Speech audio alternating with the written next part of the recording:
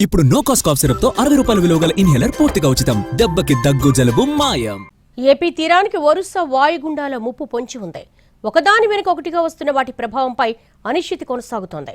కొన్ని మోడల్స్ ఖచ్చితంగా తుపానును సూచిస్తుండగా మరికొన్ని వాయుగుండాలుగానే తీరాన్ని దాటుతాయని అంచనా వేస్తున్నాయి.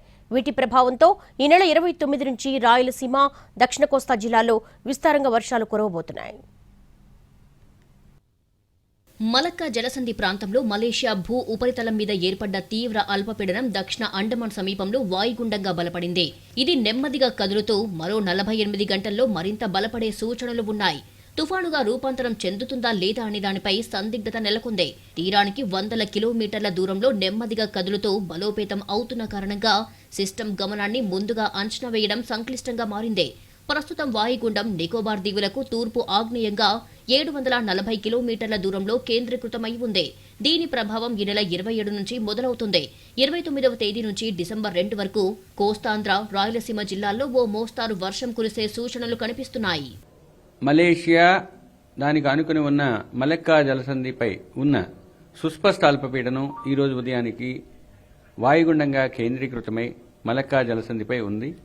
ఇది రాబోయే 2 రోజుల్లో పశ్చిమ వాయువ్య దిశలో పయనించి మరింత బలపడే అవకాశం ఉంది. ఇది ప్రస్తుతానికి అండమాన్లోని ఉన్న నాన్కోవ్రి అనే ద్వీపానికి 740 కిలోమీటర్ల దూరంలోను, కార్ నికోబార్కి 870 కిలోమీటర్ల దూరంలో ఉంది. మరోవైపు నైరుతి బంగాళాఖాతం దక్షిణ శ్రీలంక సమీపంలో మరో అల్పపీడనం ఏర్పడింది. ఇది రాబోయే 24 గంటల్లో ఉత్తర వాయవ్య దిశగా పయనించి వాయుగుండంగా బలపడనుంది. ఈ రెండింటి ప్రభావంతో దక్షిణ కోస్తాలో తేలికపాటి నుంచి మోస్తారు వర్షాలు కురిసే అవకాశం ఉంది. తాజా పరిస్థితుల నేపథ్యంలో రైతులు అప్రమత్తమై వ్యవసాయ పనుల్లో జాగ్రత్తలు తీసుకోవాలని అధికారులు సూచిస్తున్నారు. మరోవైపు గురువారం నుంచి మత్స్యకారులు వేటకు వెళ్లొద్దని విపత్తుల ప్రతిస్పందన నిర్వహణ శాఖ హెచ్చరించింది. ఇప్పటికే వేటకు వెళ్లిన వారంతా వెంటనే తిరిగి రావాలని సూచించింది.